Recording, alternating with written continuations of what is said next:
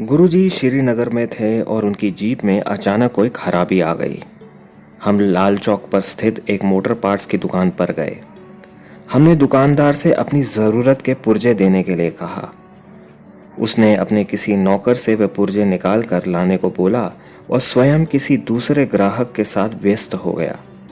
मैं उसकी दुकान में इधर उधर देख रहा था कि अचानक मेरी नज़र उसकी दुकान के अंदर उसके काउंटर के पास लगी गुरुजी की एक बड़ी सी तस्वीर पर गई।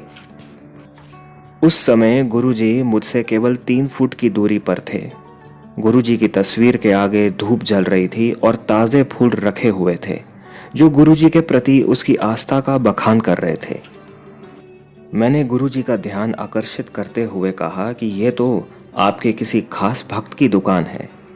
गुरुजी ने मुझे चुप रहने के लिए इशारा किया। मैंने फिर गुरुजी से कहा, गुरुजी देखिए, आपकी कितनी बड़ी तस्वीर और उसके आगे धूप भी जल रही है।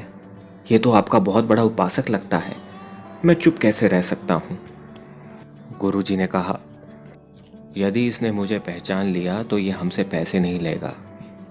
पर गुरुजी ये कैसे मुमकिन हो सकता है? ये तो आप पर अटूट विश्वास करने वाला भक्त लग रहा है। मुझे तो ऐसा लग रहा है कि ये अपना चेहरा जैसे ही आपकी तरफ घुमाएगा तो दुकान के काउंटर से कूदकर आपको प्रणाम करने के लिए आ जाएगा। आप बच नहीं सकते गुरुजी आज। गुरुजी बोले, राजे ये तभी मुझे पहचानेगा जब मेरी इच्छा होगी, वरना कभी नहीं। और फिर कमाल हो गया। वे मुझे और गुरुजी को एक साथ देख रहा था और मुझसे बातें भी कर रहा था। हालांकि गुरुजी मेरे दाहिनी तरफ ही खड़े थे, इसके बावजूद भी वे ये नहीं जान सका कि जिनकी वे दिन रात पूजा करता है वे उससे चंद इंचों की दूरी पर खड़े हैं। हमने उससे पुर्जा लिया, पैसे दिए और उसे बिना कुछ बताए वापस आ गए। गुरुजी आप ये कैसे कर लेते हो?